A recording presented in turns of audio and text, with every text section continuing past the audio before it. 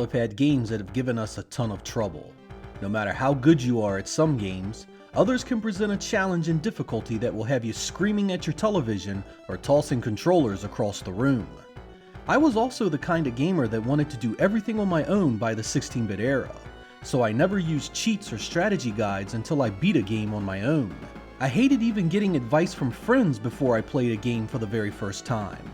High difficulty doesn't always ruin a game as long as it's coupled with strong design, but I have encountered a few games on the Genesis where it simply made a game with weaker elements a chore to slog through. In this episode, we are going to look at Sega Genesis games that absolutely destroyed me when I was younger and continues to challenge me even today. Some of them were good enough that the challenge just made me want to play it that much more, while the extreme difficulty of others just made me want to quit trying at all. I hope you guys enjoy really difficult Sega Genesis games. I still remember when this one was released in the summer of 1995. Comix Zone was pretty late in the Genesis life, and though I had my Sega Saturn for a while at that point, I still zeroed in on it because it looked like it would be extremely fun. And make no mistake, it is quite a good game from a design perspective. Set in the comic book world that the hero is banished to by his own creation, you fight across the pages scene by scene. Chat bubbles progress the story, and the solid gameplay is mostly centered around a beat-em-up style combat system and puzzle-like hidden items and areas. That setup should have made this a grand experience start to finish, but the game is absolutely brutal from the very first page. Even the most basic enemies soak up tons of damage before they fall in battle, and things only get harder as you progress. Even better, once your ass is kicked, you're looking at a game over screen, assuring that you'll be repeating the opening stage numerous times. Comix Zone was loaded with a style and atmosphere that could challenge some 32-bit releases, and the solid gameplay mechanics did the game proud. But it was also a game that drove me nearly insane trying to beat it. Games rarely in the 16-bit era could keep me down after enough playtime, but Comix Zone was a beast start to finish that brought me to my knees.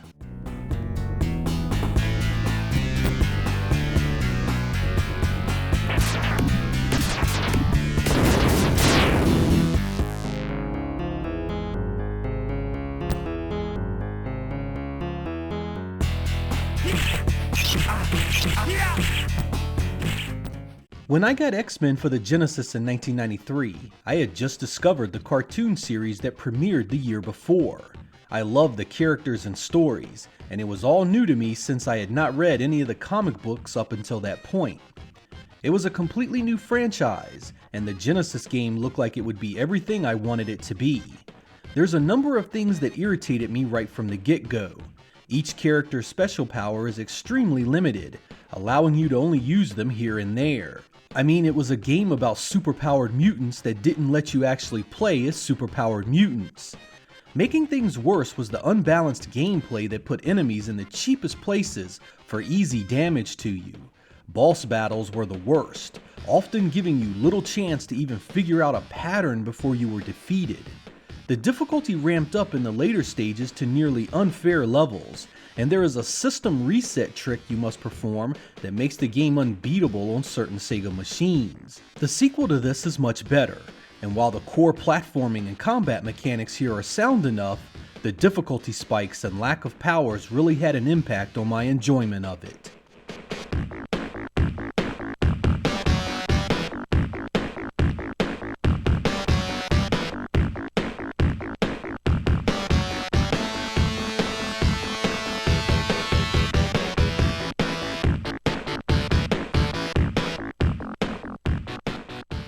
The Immortal. I was so excited when my best friend picked it up for the Genesis in 1991. The graphics on the back of the box looked awesome, and the description matches the images perfectly, selling me on the need to survive the dungeon layer and win Immortal fame. And then I played it. I had never died so fast and so many times in the beginning of a game in my life. Every nook and cranny of the Immortal's world was lethal, from death pits that would open up beneath you, to poison darts shooting from the walls, to dungeon-dwelling enemies that thirsted for your blood. Death was a guaranteed outcome. Yet it captivated me in every way. The game was indeed visually awesome, with gruesome details everywhere and fantastic animation to go along with your many death scenes.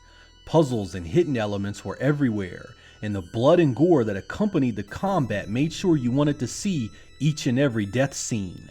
As you became more familiar with the ways to survive each encounter, obsession would set in to survive. How long could you make it before something ended your run? The Immortal is one of the most punishing games I played during the 16-bit era, but it's also one of the most addictive. Often dying in a game over and over is an instant turnoff, but when the hook is as strong as it was here, you find that the test to your resolve is worth the pain.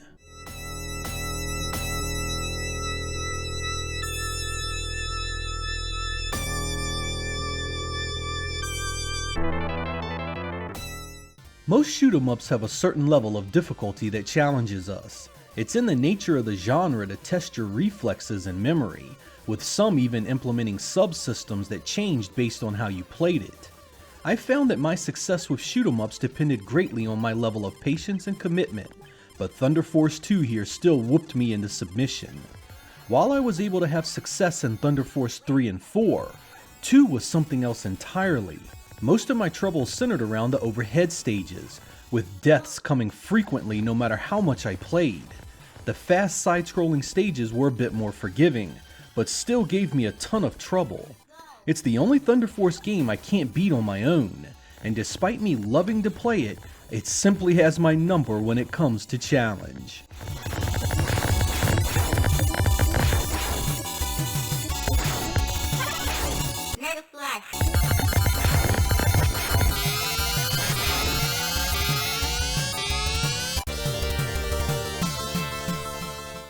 I am not a fan of this next game. I never have been. I know a lot of Sega fans consider 1992's Chakan The Forever Man a Genesis classic, but I'm not in that camp. In fact, I consider it indicative of everything that was wrong with Western Genesis development. The gems-driven sound effects and music are god-awful. The gameplay is made infinitely harder by incredibly cheap enemy placement and painful platforming segments. Stages are designed to slow you down and everything looks the same.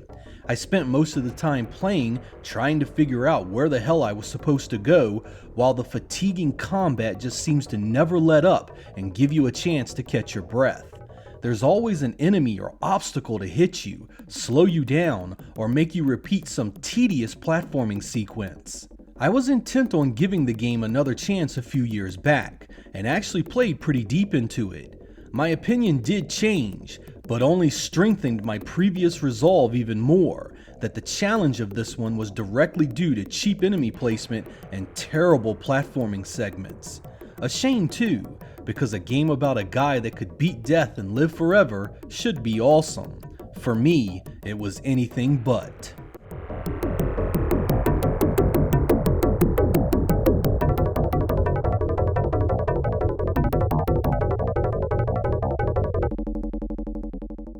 I was a big fan of Revenge of Shinobi, so when Shadow Dancer dropped in 1991, I was there early, ready to use my ninja powers to save the world yet again. Much unlike Revenge of Shinobi, however, Shadow Dancer returns to its arcade roots with one-hit deaths, a punishing style that made the original Shinobi a difficult game in its own right. And boy did Shadow Dancer here put me to fits of rage at times. Even the weakest enemies can send you back to the beginning of a level, and the stronger enemies you'll meet in the later levels put the stress of dying on you every second you allow them to stay on the screen. I was enthralled with its great graphics, sound, and gameplay, however, so I pushed back and played the absolute hell out of it, trying to memorize each enemy placement and every boss pattern to finally see the end. A great game tends to do that, and Shadow Dancer here ranks right up there with some of the best. It's the hardest of the 16-bit Shinobi games by quite a stretch in my opinion, but the solid design will keep you coming back for more. It still gives me a solid challenge all these years later.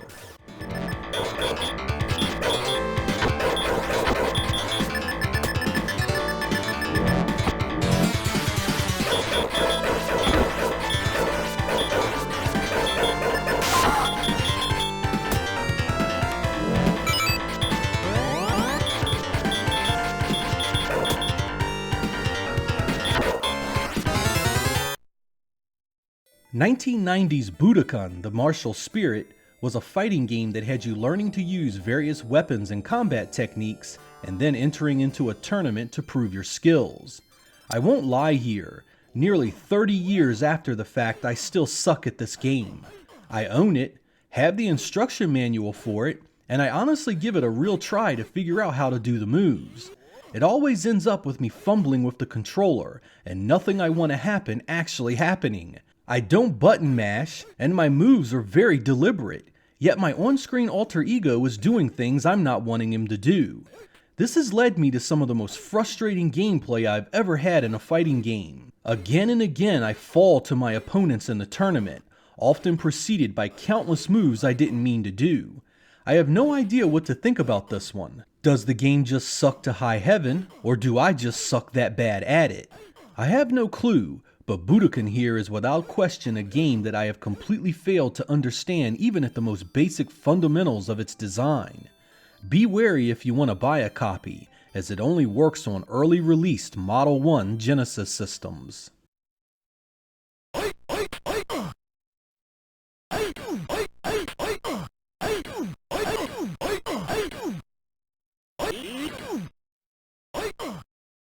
When Double Dragon hit the Genesis in 1992, I couldn't believe the screenshots. It looked better than the arcade version, and having been a big fan of the Sega Master System version, I was excited to give it a go. My friends and I were ready for the co-op multiplayer that defined the experience, and it sure did look the part when I fired it up for the very first time. I wasn't a big fan of the music, however, as much of it was nearly ear-piercing in its implementation. But it was the gameplay that I couldn't get past.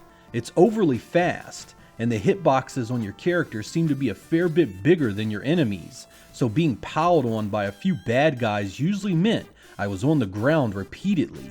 I just couldn't find a good rhythm no matter what I did, and despite beating the arcade, the Sega Master System and NES versions of the game, I could not beat the Genesis version here. My friend discovered that you could spam the heck out of the elbow move to some pretty good results, but I wasn't that kind of player. Spamming just one move in a beat 'em up with only a handful of moves to begin with wasn't my idea of fun.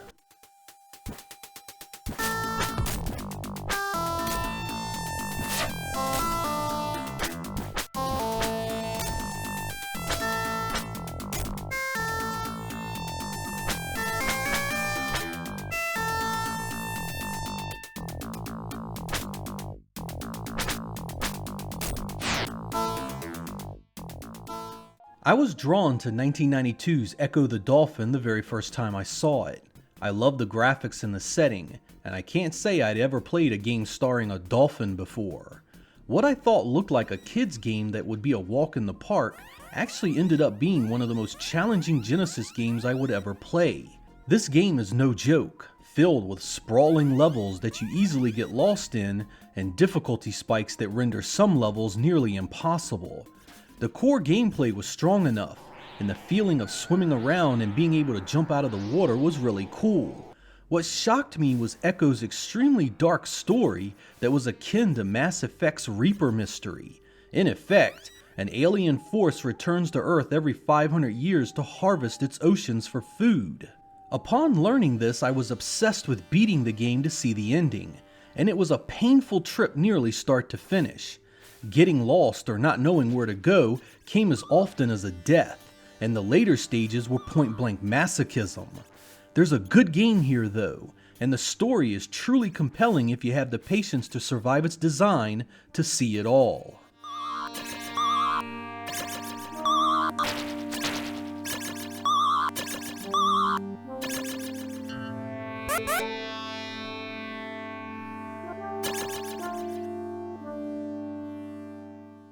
One of my favorite games on the Genesis was 1991's Road Rash. I love nearly everything about this game, even its music, which is admittedly an acquired taste if there ever was one. One of my good friends had actually recommended it to me after picking up a copy, so I asked to borrow it. I was blown away by its great combat racing and atmosphere, a combination that made it unlike anything I had played up until that point. I had dominated the game in its early levels too, making me feel like such a badass that I went into every battle fearlessly. Man, did that change once I got to the higher levels. Road Rash here transforms from a game anyone can enjoy to a game that only the most skilled should even try. Once you get to the longer tracks and the faster bikes, wrecks come often and without warning.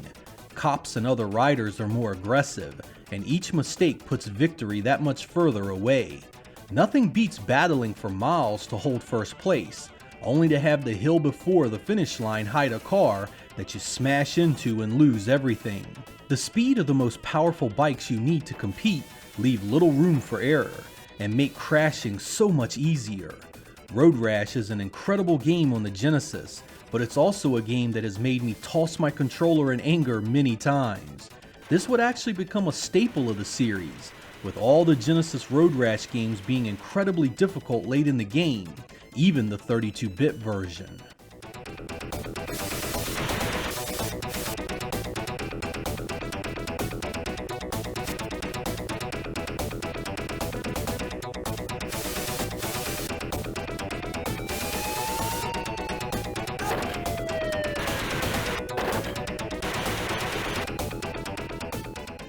So there we go, some of the hardest games I encountered on the Sega Genesis. I'd be really interested to hear which games for the system you guys thought were really hard, or gave you a ton of trouble. Let me know down in the comments.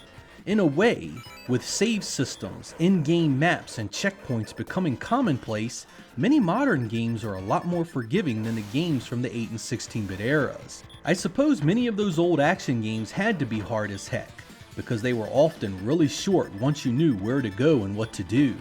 This was especially true of arcade-style games that were only a handful of levels long. Getting your ass handed to you was half the experience. I'm SEEEGAAAA X, thank you guys for watching, and I will catch you next time.